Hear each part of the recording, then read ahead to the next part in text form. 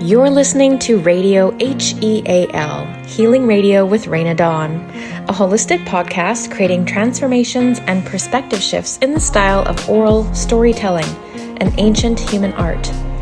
Handcrafted teachings and catalysts to transform your life, such as spiritual and personal development, natural living and eating, humanity, the arts, and personal sovereignty. This is the place for you. It's real, it's raw, it's Healing Radio, where we come together to heal with Raina Dawn. I know folks hear the word plant medicine and they assume it means psychedelics.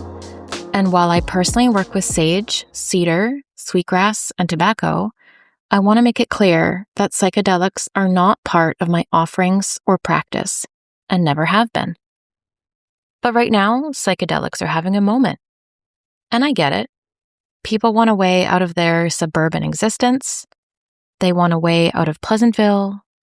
They want to heal. They want to escape to distant dimensions and feel that touch of God. Maybe they were raised religious but never felt it, so they wanted to touch the infinite.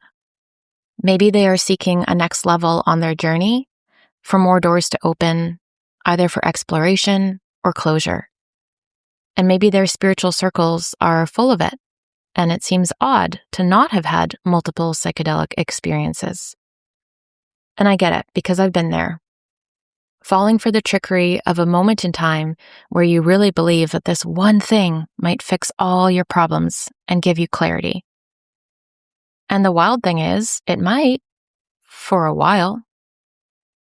But right now, it's feeling an awful lot like the 60s and 70s when people were branded useless stoners taking lots of drugs and quoting Eastern scripture to make it sound like they'd done the work. Today, a lot of people are using the current fast food spirituality as a handy excuse to trip out and blast off, without doing the real work required to be on a spiritual path. People who use drugs to find the doors of perception without first training their mind to enter higher realms will find a door all right, but it might not be the one they seek, and their search may be muddied. There is no shortcut to unearned wisdom, as Jung says, as the psyche itself is the ultimate trip. Using any substance has consequences. Anything we put in our body does something. And when we use substances, we make our body and spirit more vulnerable to negative spiritual energies. Most people are not putting in the weeks, months, and years to clean their body and spirit before taking psychedelics. It's risky, you're vulnerable, bad things can happen.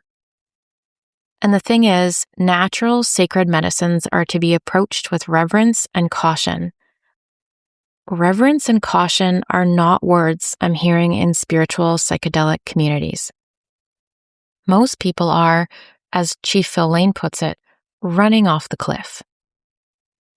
The ancients and old ones created rituals, protocols, and training specifically to be able to properly use these substances.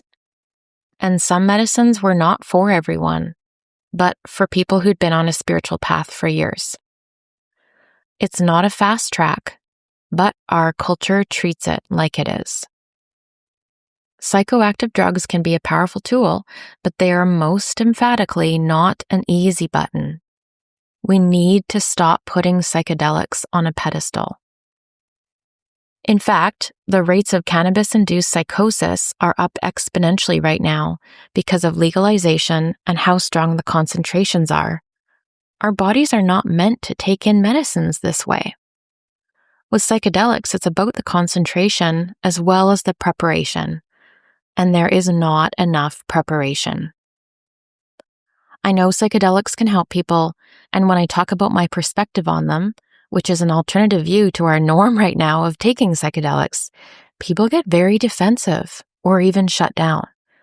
But psychedelics can help people, they say. Yes. And so can sobriety. So can inner child healing. So can cognitive behavioral therapy and shamanism and trauma healing, etc. They are not the only way, and they are not to be put on a pedestal as the best way or a quick fix. They are not to be used over and over, and definitely not to be abused. The irony of sobriety is that the most authentic, psychedelic, life-altering states of consciousness I've ever experienced have been in sobriety. It wouldn't have been achievable under the influence of anything, because it came after a long reset, working on myself, being alone, nervous system healing, core, human, root healing in this dimension, on this planet, in this space. Sober integration of that level of healing has meant more to me than some of the most profound experiences people have shared with me from their psychedelic awakenings. All this to say, you can receive the kind of healing psychedelics give you by doing your work, instead of attempting a potentially risky shortcut. So, here's what people are not doing and need to be doing in preparation. This is the advice that I give people when they say to me that they're so excited about their upcoming ceremony or they're about to do Aya for their 2nd or 12th time. I always advise them, have you talked to that medicine yet? Have you communed with it? Have you sat down and meditated with the thought of that medicine for hours and days leading up to the action of deciding to do it? Because you actually may get the decision you require by sitting in meditation and communicating with that medicine. And you might get some answers. You might not even need to take that medicine at all. You might need to just be with it for a while. So slow down and see if you get your answer that way. While everyone's hopping on the bandwagon of their next psychedelic experience, I will be over here offering a net to catch you when it didn't go as planned, or when that teacher charged you $10,000 but harmed people. I'll be here when you hear the harm stories but brush them off and finally realize that you don't feel safe or that you didn't heal the way you'd hoped. I'll be here offering a net to catch you when the medicine you took was too much, too soon, or you felt tricked or bamboozled. And I'll be here to catch you if you remembered that shortcuts to the unconscious are unearned wisdom. I'll be here offering a net to catch you with a simple walk in nature and commune with spirits there, to do basic trauma healing with your body and spirit, peacefully and quietly. I will be over here in my corner, quietly offering you a place to come, a refuge away from all of that, a place to come and honor yourself in front of a pot of sage, a pot of tea, and the spirits. When we do our healing work, we can truly rest. And when we can truly lie in relaxation, we find a place of true connection to reality and the deepest, most safe refuge within ourselves. You're listening to Radio HEAL, Healing Radio with Raina Dawn.